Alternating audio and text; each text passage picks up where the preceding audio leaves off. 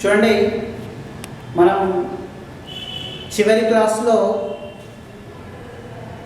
18th గ్రూప్కి సంబంధించినటువంటి విషయాలు మనం తెలుసుకోవడం జరిగింది. మరి ఈ గ్రూప్ను కనుక ఇక్కడ మనం పరిశీలిస్తే పి బ్లాక్కి చెందినటువంటి గ్రూప్గా ఇక్కడ మనం తెలుసుకున్నాం. ముఖ్యంగా ఈ గ్రూప్ మూలకాలని, 0 గ్రూప్ మూలకాలని, జడ వాయువులని, ఉత్కృష్ట వాయువులని ఈ విధంగా చాలా రకాలుగా మనం పలకడం జరుగుతుంది. అంతేకాకుండా ఈ మూలకాలకు సంబంధించినటువంటి పరమాణు సంఖ్యలు, వాటికి సంబంధించినటువంటి ఎలక్ట్రాన్ విన్యాసం కూడా మనం ఆల్రెడీ తెలుసుకోవడం జరిగింది లాస్ట్ క్లాస్లో. అట్ ద సేమ్ టైం మనకి ఈ గ్రూప్ మూలకాలు ఏ విధంగా లభిస్తాయి అనేటువంటి విషయం కూడా మనం తెలుసుకున్నాం. మరి ఈరోజు మనం ఈ గ్రూప్ మూలకాలకు సంబంధించినటువంటి ధర్మాలు ఏంటో చూద్దాం. చూడండి, ముఖ్యంగా మనకు ఈ గ్రూప్ మూలకాలను కనుక పరిశీలిస్తే helium, neon, argon, krypton, xenon, radon. Okay, helium, neon, argon, krypton, xenon, radon. ఇవి మనకు ఈ గ్రూప్ మూలకాలుగా మనకు ఆల్రెడీ తెలిసినటువంటి విషయం. చూడండి, దీంట్లో కనుక ఇక్కడ మనం పరిశీలిస్తే ముందుగా ఇక్కడ మనం పరమాణు వ్యాసార్థానికి సంబంధించినటువంటి విషయం ఏంటో చూద్దాం. పరమాణు వ్యాసార్థం ఏంటండి? మరి పరమాణు వ్యాసార్థం అంటే, సపోజ్ మనం ఏదైనా ఒక పరమాణువు తీసుకుందాం.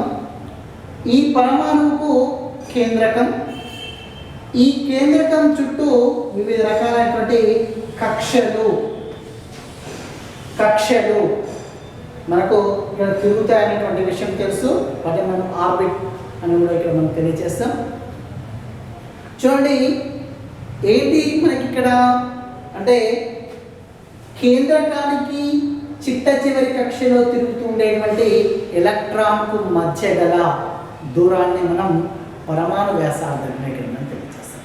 ఆల్రెడీ మనకు తెలిసినటువంటి విషయం ఏంటంటే ఇక్కడ పరమాణు వ్యాసార్థం అంటే ఏదైనా ఒక పరమాణువులోని కేంద్రకానికి చిట్ట చివరి కక్షలో తిరుగుతుండేటువంటి ఎలక్ట్రాన్కు మధ్య గల దూరాన్ని మనం పరమాణు వ్యాసార్థంగా మనం తెలియజేస్తాం. మరి ఈ గ్రూప్కి సంబంధించినటువంటి పరమాణు వ్యాసార్థం ఏ విధంగా ఉంటుంది అని కనుక చూస్తే, చూడండి, మనకి హీలియం విషయానికి వస్తే 1s2 అనేటువంటి ఎలక్ట్రాన్ విన్యాసం ఉంటుందనేటువంటి విషయం మనకు ఆల్రెడీ తెలుసు. మరి నియాన్, ఆర్గాన్, క్రిప్టాన్, క్సీనాన్ ఈ మూలకాల యొక్క చివరి కక్ష ఎలక్ట్రాన్ విన్యాసం. ముఖ్యంగా నియాన్ విషయానికి వస్తే 2s2 2p6 మనకు బాహ్య కక్ష ఎలక్ట్రాన్ విన్యాసం, 3s2 3p6, 4s2 4p6, 5s2 5p6, 6s2 6p6 అనేటువంటిది మనకి బాహ్య కక్ష ఎలక్ట్రాన్ విన్యాసం అని చెప్తాం. చూడండి, ప్రతి ఒక్క మూలకాన్ని ఇక్కడ మనం పరిశీలించిన ప్రతి ఒక్క మూలకంలో ఉండేటువంటి చివరి ఎలక్ట్రాన్ ఒక కొత్త కక్షలోకి ప్రవేశిస్తుంది. అంటే ఇది మనకు మొదటి కక్ష 1s. అదే నియాన్కి వచ్చే కొద్దీ మనకి హీలియం అనేటువంటిది మనకు మొదటి కక్షలోనే ఎలక్ట్రాన్ పరిభ్రమిస్తుంది. మరి నియాన్ విషయానికి వస్తే రెండవ కక్ష, అదేవిధంగా ఆర్గాన్ విషయానికి వస్తే మూడవ కక్ష, ఇంకా మనకి క్రిప్టాన్ విషయానికి వస్తే నాలుగవ కక్ష. అంటే మొత్తం మీద హీలియం యొక్క పరమాణు వ్యాసార్థం అనేటువంటిది తక్కువగా ఉంటూ మనకి రాడాన్కు వచ్చే కొద్దీ పరమాణు వ్యాసార్థం అనేటువంటిది పెరుగుతుంది. ఓకే, సో ఏంటిగా మనం తెలుసుకోవాల్సినటువంటి విషయం, మొత్తం మీద పరమాణు వ్యాసార్థం అనేటువంటిది గ్రూప్లో లేక 18వ గ్రూపులో పైనుండి కిందికి వచ్చే కొద్దీ హీలియం నుంచి రాడాన్కు వచ్చే కొలది పెరుగుతుంది అనేటువంటి విషయం విషయం ఇక్కడ మనం తెలియజేస్తాం. ఓకే, సో ఇది మనకు పరమాణు వ్యాసార్థానికి సంబంధించినటువంటి విషయం. అదేవిధంగా నెక్స్ట్ ఇక్కడ ఐఈ లేక ఐపీగా ఇక్కడ మనం తెలియజేస్తాం. ఏంటండి ఐఈ లేక ఐపీ అంటే అయనీకరణ ఎంథాల్పీ లేక అయనీకరణ శక్మము లేక అయనీకరణ పొటెన్షియల్. ఈ విధంగా మనం విభిన్నమైనటువంటి పదాలతో ఇక్కడ మనం తెలియచేయడం జరుగుతుంది. ముఖ్యంగా మరి అయనీకరణ ఎంథాల్పీ అంటే ఏంటి ఆల్రెడీ మనం ఫస్ట్ ఇయర్లో నేర్చుకోవడం జరిగింది. ఏంటి ఇక్కడ మనకి ఏదైనా ఒక పరమాణువులోని చివరి కక్షలో తిరుగుతుండేటువంటి ఎలక్ట్రాన్ను తొలగించడానికి కావాల్సినటువంటి శక్తి. ఓకే, ఖచ్చితంగా ఇక్కడ మనం ఎలక్ట్రాన్ను తొలగించాలి అంటే అది ఏ స్థితిలో ఉండాలి? వాయు స్థితిలో ఉండాలి. అంటే ఏదైనా ఒక వాయు స్థితిలో ఉండేటువంటి పరమాణువు యొక్క చివరి కక్షలో ఉండేటువంటి ఎలక్ట్రాన్ను తొలగించడానికి కావలసినటువంటి శక్తిని మనం అయనీకరణ ఎంథాల్పీ లేక అయోనైజేషన్ పొటెన్షియల్గా ఇక్కడ మనం తెలియజేస్తాం. మరి ఈ గ్రూప్కు సంబంధించినటువంటి అయనీకరణ ఎంథాల్పీ విలువలు ఏ విధంగా ఉంటాయంటే ముఖ్యంగా మనం క్సినాన్ హీలియం విషయానికి వస్తే చాలా ఎక్కువగా ఐ విలువలు కలిగి ఉంటాయి. హీలియం నుండి మనం రాడానికి వచ్చే కొద్దీ అయనీకరణ శక్తి విలువలు అనేటువంటివి ఇక్కడ తగ్గుతాయి అనేటువంటి విషయం. చూడండి, మనకు ఆల్రెడీ ఇక్కడ ఫస్ట్ ఇయర్లో మనకు తెలుసు ఇక్కడ ఏంటి, సపోజ్ హీలియం విషయానికి వస్తే ఇది 1s ఆర్బిటాల్లో ఎలక్ట్రాన్స్ అనేటువంటి పరిగణిస్తుంది. అంటే హీలియంలో ఉండేటువంటి చివరి ఎలక్ట్రాన్ కేంద్రకానికి చాలా దగ్గరగా ఉంది. మరి కేంద్రకానికి చాలా దగ్గరగా ఉంది కాబట్టి అప్పుడు కేంద్రక ఆకర్షణ అనేటువంటిది చాలా చాలా ఎక్కువగా ఉంటుంది. మరి కేంద్రక ఆకర్షణ ఎప్పుడైతే ఎక్కువగా ఉంటుందో అటువంటి సందర్భంలో మనం ఎలక్ట్రాన్ను సులభంగా తొలగించవచ్చా? లేదు, ఇది మనకు కష్టంతో కూడుకున్నటువంటి పని. అటువంటి సందర్భంలో దీనిలో నుంచి ఎలక్ట్రాన్ను మనం తొలగించాలి అంటే ఎక్కువ శక్తిని మనం అందించాలి. కాబట్టి దానికి సంబంధించినటువంటి ఐఈ విలువలు కూడా చాలా అత్యధికంగా ఉంటాయి. అదే ఒకవేళ చివరి ఎలిమెంట్ చివరి మూలకాన్ని మనం పరిశీలిద్దాం, రాడాన్. మరి కేంద్రకానికి చివరి కక్షలో తిరుగుతుండేటువంటి ఎలక్ట్రాన్కు మధ్య దూరం చాలా ఎక్కువగా ఉంటుంది. దూరం ఎక్కువగా ఉంది అంటే కేంద్రక ఆకర్షణ తక్కువ. ఓకేనా? ఎందుకంటే కేంద్రకానికి చాలా దూరంలో ఉంది, కేంద్రకానికి చాలా దూరంలో ఎలక్ట్రాన్ తిరుగుతుంది అంటే దాని యొక్క కేంద్రకం యొక్క ప్రభావం అనేటువంటి చాలా తక్కువగా ఉంటుంది ఇక్కడ. అంటే మొత్తం మీద ఏం చెప్తాం, కేంద్రక ఆకర్షణ అనేటువంటిది తక్కువగా ఉంటుంది అని చెప్తాం. మరి కేంద్రక ఆకర్షణ అనేటువంటి తక్కువగా ఉంటుంది అంటే మనం ఆ మూలకం నుంచి ఎలక్ట్రాన్ మనం సులభంగా తొలగించవచ్చు. ఓకేనా? అంటే తక్కువ శక్తిని మనం అందిస్తే సరిపోతుంది. కాబట్టి మనకు రాడాన్కి వచ్చే కొద్దీ ఐఈ విలువలు లేక అయనీకరణ ఎంథాల్పీ విలువలు తగ్గుతాయి అనేటువంటి విషయం మనం చెప్తాం. సో మొత్తం మీద అయనీకరణ ఎంథాల్పీ విలువలు హీలియం నుంచి రాడాన్కి వచ్చే కొద్దీ తగ్గిపోతాయి అనేటువంటి విషయం మనం చెప్తాం. ఓకే, అదేవిధంగా మూడో విషయం కనుక ఇక్కడ మనం పరిశీలిస్తే ఎలక్ట్రాన్ గ్రాఫ్కే ఎంథాల్పీ, మనం దాన్ని ఎలక్ట్రాన్ ఎఫినిటీగా ఇక్కడ మనం తెలియజేస్తాం. ఓకే, దేంతో చూపిస్తాం మనం? EA electron affinity. సో దీన్ని ఎలక్ట్రాన్ గ్రాఫ్కే ఎంథాల్పీగా ఇక్కడ మనం తెలియజేస్తాం. మరి ఎలక్ట్రాన్ గ్రాఫ్కే ఎంథాల్పీ ఏంటి?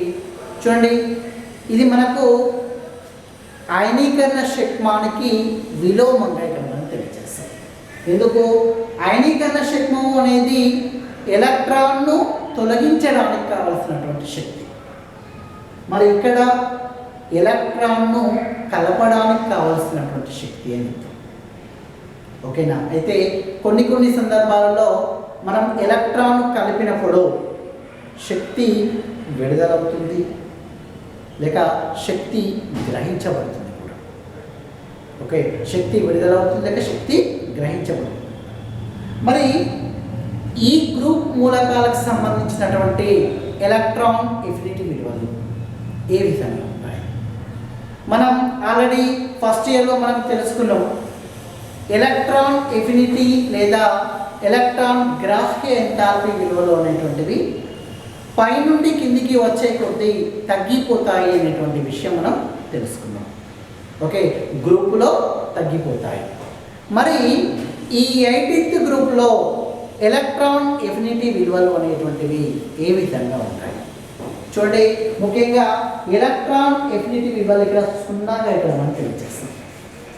ఎందుకంటే ఈ గ్రూప్ మూలకాలు ఎలక్ట్రాన్లను గ్రహించేటువంటి తత్వం అనేటువంటిది ఇక్కడ ఉండదు. అంటే మొత్తం మీద 0 ఉంటుంది అనేటువంటి విషయం మనం తెలియజేస్తాం. ఓకే, ఇది మనకు ఈ గ్రూప్ మూలకాలకు సంబంధించినటువంటి ఇక్కడ ధర్మాలకు ఇక్కడ మనం తెలియజేస్తాం.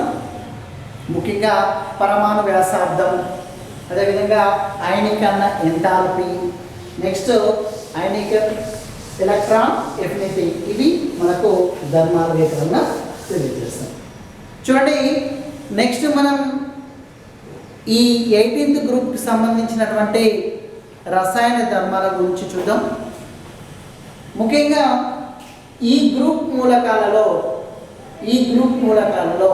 ఒకే ఒక మూలకం మాత్రమే మనకు సమ్మేళనాలను ఏర్పరిచేటువంటి తత్వాన్ని కలిగి ఉంటుంది. ఆల్రెడీ మనకు తెలిసినటువంటి విషయం ఏంటి అంటే ఈ గ్రూప్ మూలకాలు జడవాయువులు అని చెప్పి. అంటే జడవాయువులు అంటే ఏంటంటే ఎటువంటి మూలకాలతోటి చర్య జరపనటువంటివి అని అంటారు. మరి చాలామంది శాస్త్రవేత్తలు దీనికి సంబంధించి ఈ మూలకాలకు సంబంధించి చర్యశీలత పైన విస్తృత పరిశోధన చేయడం జరిగింది. ఈ పరిశోధనలో క్సినాన్ మాత్రమే మనకు చర్యశీలతను కలిగి ఉండి కొన్ని సమ్మేళనాలను ఏర్పరుస్తుంది అనేటువంటి విషయాన్ని మనకు తెలియచేయడం జరిగింది. మరి ఇక్కడ ఒక విషయం మనం తెలుసుకోవాలి. ఏంటి అంటే క్సినాన్ మాత్రమే సమ్మేళనాలను ఎందుకు ఏర్పరుస్తుంది? మరి మిగిలిన మూలకాలు సమ్మేళనాలను ఏర్పరచకపోవడానికి కారణం ఏంటి? ఇక్కడ ఒక ప్రధానమైనటువంటి అంశం ఏంటి అంటే క్సినాన్కి సంబంధించినటువంటి ఐఈ విలువలు ఇక్కడ కాస్త తక్కువగా ఉంటాయి అనేటువంటి విషయం. అంటే మిగిలిన మూలకాలతో మనం కంపేర్ చేస్తే ఇప్పుడు హీలియం, నియాన్, ఆర్గాన్ అంటే ఈ మూలకాలతో కనుక మనం కంపేర్ చేస్తే క్సినాన్కి సంబంధించినటువంటి అయనీకరణ ఎంథాల్పీ విలువలు తక్కువగా ఉంటాయి. రెండో అంశం ఏంటంటే దీంట్లో డి ఆర్బిటాల విస్తృతి అనేటువంటిది కలిగి ఉంటుంది. చూడండి, ఇప్పుడు మనం క్సినాన్ విషయానికి వస్తే చివరి కక్ష ఏంటిది 5s2 5p6 అని చెప్తాం. అంటే ఇక్కడ 5d0 అని కూడా మనం రాయవచ్చు. అంటే డి ఆర్బిటాల యొక్క విస్తృతి అనేటువంటి దీంట్లో కలిగి ఉండడం. అంటే ఈ రెండు అంశాలు మనం క్సినాన్ కాంపోనెంట్స్ని అంటే పదార్థాలను ఏర్పరుస్తుంది అని చెప్పడానికి మనం ఈ రెండు విషయాలను తెలియజేస్తాం. మరి క్సినాన్ అనేటువంటిది ఏ మూలకాలతో చర్య జరుపుతుంది అంటే ముఖ్యంగా క్సినాన్ ప్రధానంగా 2 మూలకాలతోటి చర్య జరిపేటువంటి తత్వాన్ని కలిగి ఉంటుంది. ఏంటి ఆ 2 మూలకాలు అంటే ఒకటి ఆక్సిజన్, మరొకటి ఫ్లోరిన్. ఓకే, ఒక మూలకం ఆక్సిజన్, మరొక మూలకం ఫ్లోరిన్గా ఇక్కడ మనం తెలియజేస్తాం. చూడండి, మరి ఈ రెండు మూలకాలతోటే చర్య జరపడానికి గల కారణం ఏంటి అని కనుక చూస్తే మనకి ఆక్సిజన్ కానీ ఫ్లోరిన్కి కానీ అత్యధిక రుణ విద్యుదాత్మకత అనేటువంటి కలిగి ఉంటుంది. అంటే ఆక్సిజన్ ఫ్లోరిన్ ఈ రెండు మూలకాలు అత్యధిక రుణ విద్యుదాత్మకత కలిగి ఉండడం కారణం చేత ఈ రెండు మూలకాలు క్సినాన్ తోటి చర్య జరిపేటువంటి తత్వాన్ని ఇక్కడ కలిగి ఉంటాయి. ఓకే, మరి క్సినాన్ అనేటువంటిది ఫ్లోరిన్ ఆక్సిజన్లతో చర్య జరిపి మరి ఎటువంటి సమ్మేళనాలను మనకి ఏర్పరిచేటువంటి తత్వాన్ని కలిగి ఉంటుంది. అంటే క్సినాన్ ముఖ్యంగా మనకి ఫ్లోరిన్ ఆక్సిజన్ తోటి చర్య జరిపి ముఖ్యంగా XeF2 క్సినాన్ డైఫ్లోరైడ్ను,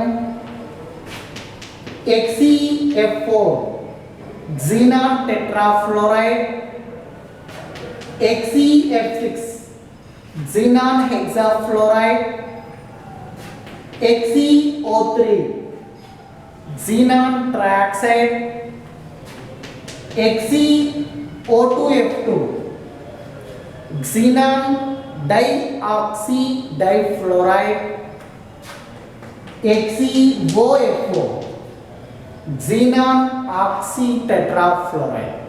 అంటే ఈ విధంగా మనకి చాలా రకాలైనటువంటి పదార్థాలను ఏర్పరుస్తాయి. ఏంటంటే ఆ పదార్థాలు XeF2 xenon difluoride, XeF4 xenon tetrafluoride, XeF6 xenon hexafluoride, XeO2F2 xenon dioxy difluoride, XeOF4 xenon oxy tetrafluoride. ఇవి మనకు క్సినాన్ ఏర్పరిచేటువంటి సమ్మేళనాలు అని చెప్తాం. మరి వీటిని మనం ఏ విధంగా ఇక్కడ మనం తయారు చేస్తాం?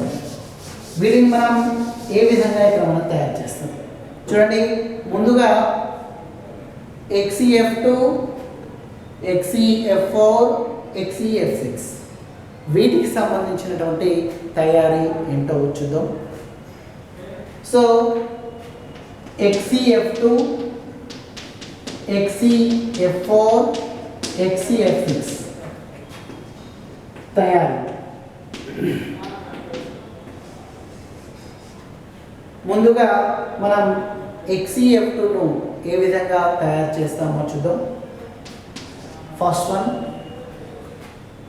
క్సినాన్కి మనం ఫ్లోరిన్ కలిపి అయితే ఇక్కడ మనకి 1:2 రేషియోలో 1:2 నిష్పత్తిలో క్సినాన్కి ఫ్లోరిన్ని కలిపి 673 కెల్విన్ల ఉష్ణోగ్రతను ఒక బార్ పీడనాన్ని మనం అందిస్తే కనుక మనకి ఇక్కడ XeF2 అనేటువంటిది తయారవుతుంది. ఓకే, మనకు XeF2 ఏ విధంగా తయారవుతుందండి? 1:2 నిష్పత్తిలో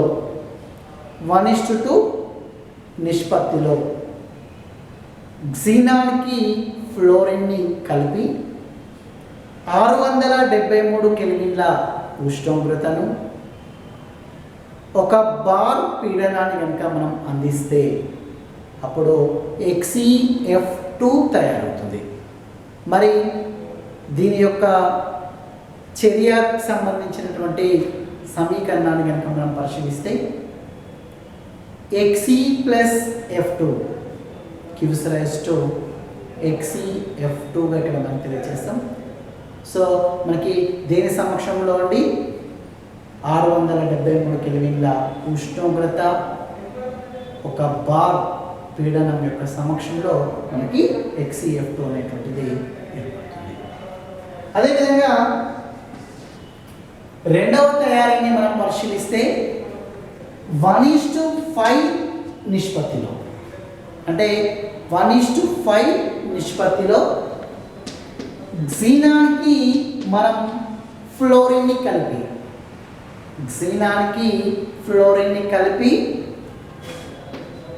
873 కెల్విన్ల ఉష్ణోగ్రత 7 బార్ల పీడనాన్ని కనుక మనం అందించి చర్య జరిపితే అప్పుడు XeF4 ఏర్పడుతుందండి. ఓకే, మనకి XeF4 ఏ విధంగా ఏర్పడుతుందండి? 1:5 రేషియోలో క్సినాన్కి మనం ఫ్లోరిన్ని కలిపి, ఓకే, క్సినాన్కి ఫ్లోరిన్ని కలిపి 873 కెల్విన్ల ఉష్ణోగ్రతను అదేవిధంగా 7 బార్ల పీడనాన్ని కనుక మనం అందించి చర్య జరిపితే మనకు క్సినాన్ టెట్రాఫ్లోరైడ్ అనేటువంటి ఇక్కడ ఏర్పడేటువంటి అవకాశం ఉంటుంది.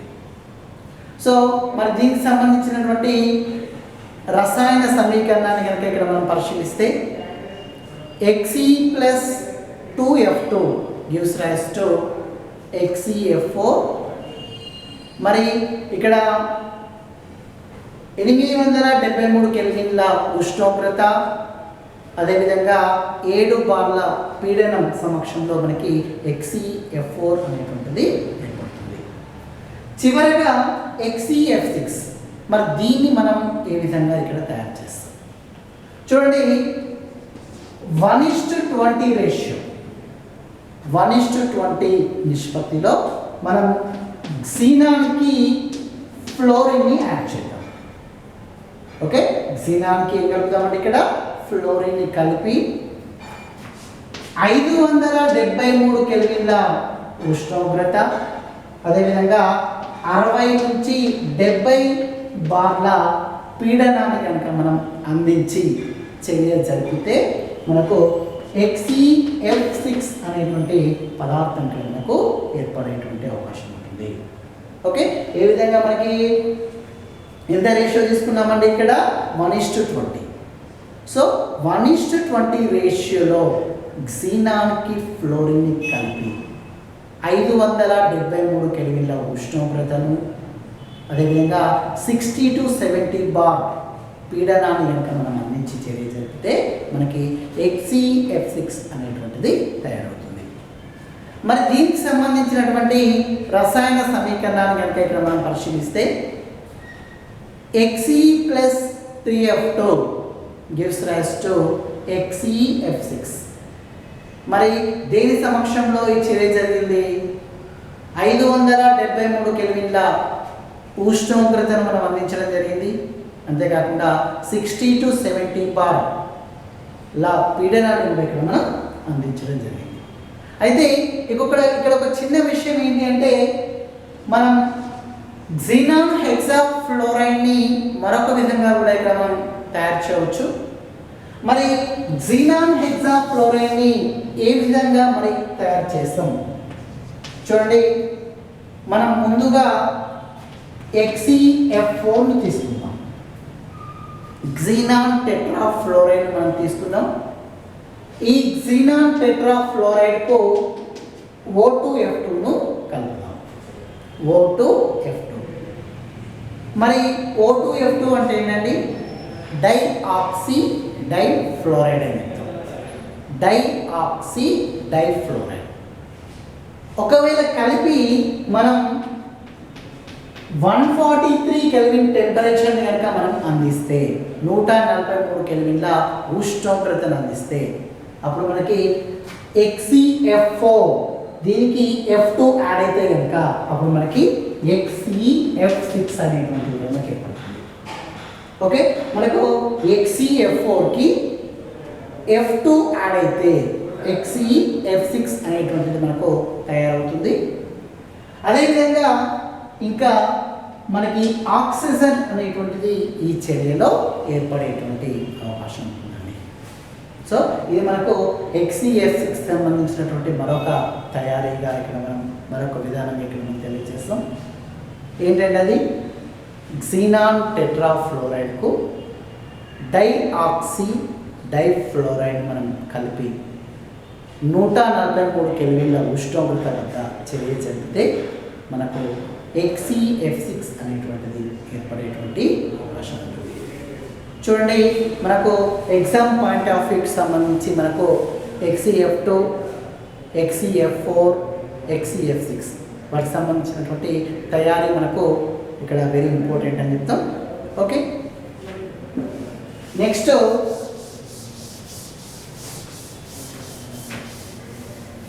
చూడండి, మనం XCF2, XCF4, XCF6 ఈ 3 పదార్థాలు మరి నీటితో ఏ విధంగా చర్య జరుపుతాయి, వాటికి సంబంధించినటువంటి అంశాలు ఏంటో ఇక్కడ చూద్దాం.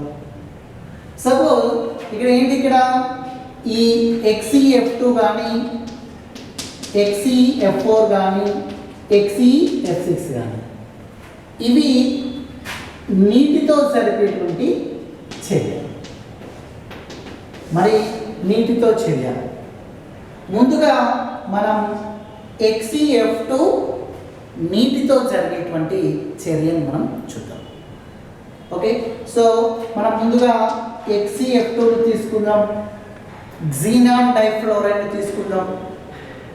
ఈ xenon డైఫ్లోరైడ్కి మనం నీటిని కనుక ఒకవేళ కలిపితే,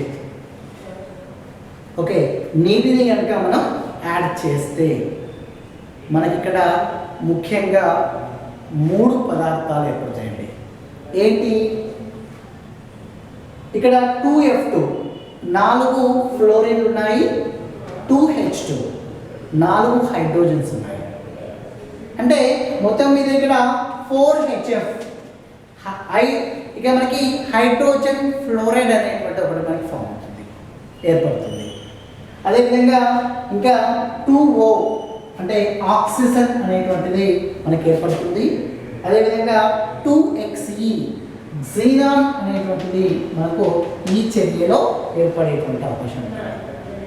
ఓకే, ప్రధానంగా xenon డైఫ్లోరైడ్ నీటితో చర్య జరిపి xenon హైడ్రోజన్ ఫ్లోరైడ్ను అదేవిధంగా ఆక్సిజన్ను ఏర్పరిచేటువంటి అవకాశం ఉంటుంది. మరి దీని యొక్క చర్యను మనం పరిశీలిస్తే 2XCF2 plus 2H2O gives rise to 2XE plus 4HF plus O2 ఇక్కడ మనం తెలియజేస్తాం. అదేవిధంగా మనకి xenon టెట్రాఫ్లోరైడ్ అనేటువంటిది మరి నీటితో చర్య జరిపినప్పుడు ఏ రకమైనటువంటి సమ్మేళనాలు ఇక్కడ మనకి ఏర్పడతాయి. చూడండి, ముందుగా మనం XCF4 అంటే xenon టెట్రాఫ్లోరైడ్ మనం తీసుకుందాం. ఈ xenon టెట్రాఫ్లోరైడ్కి మనం నీటిని కలుపుదాం. ఓకే, మరి ఇక్కడ ఎన్ని మోల్ తీసుకుందాం, 6 మోల్ల xenon టెట్రాఫ్లోరైడ్కి 12 మోల్ల నీటిని కనుక ఒకవేళ మనం కలిపి చర్య జరిపితే మనకి ముందుగా ఇక్కడ ఏం ఏర్పడుతుంది అంటే 12H2 అంటే 24 హైడ్రోజన్స్, 6F4 24 ఫ్లోరిన్స్ అంటే మొత్తం 24 హైడ్రోజన్ ఫ్లోరైడ్ అనేటువంటి ఫామ్ అవుతుంది. నెక్స్ట్ ఈ చర్యలో 2XeO3 xenon ట్రైఆక్సైడ్ అదేవిధంగా ఆక్సిజన్ మరొక కాంపౌండ్ XE అనేటువంటి మనకి ఏర్పడేటువంటి అవకాశం ఉంటుంది. చూడండి, xenon టెట్రాఫ్లోరైడ్కి మనం నీటిని కనుక కలిపి చర్య జరిపితే hydrogen fluoride, xenon trioxide, oxygen అదేవిధంగా మనకి xenon అనేటువంటి 4 పదార్థాలుగా మనకు ఏర్పడేటువంటి అవకాశం ఉంటుంది. ఏంటంటే చర్య ఇక్కడ 6XeF4 plus 12H2O gives rise to 24HF plus 2XeO3 plus 3O2 plus 4Xe. Okay, remaining సంబంధించినటువంటి నీటితో జరిగేటువంటి చర్య అదేవిధంగా దానికి సంబంధించినటువంటి నిర్మాణాలు. ఓకే, అదేవిధంగా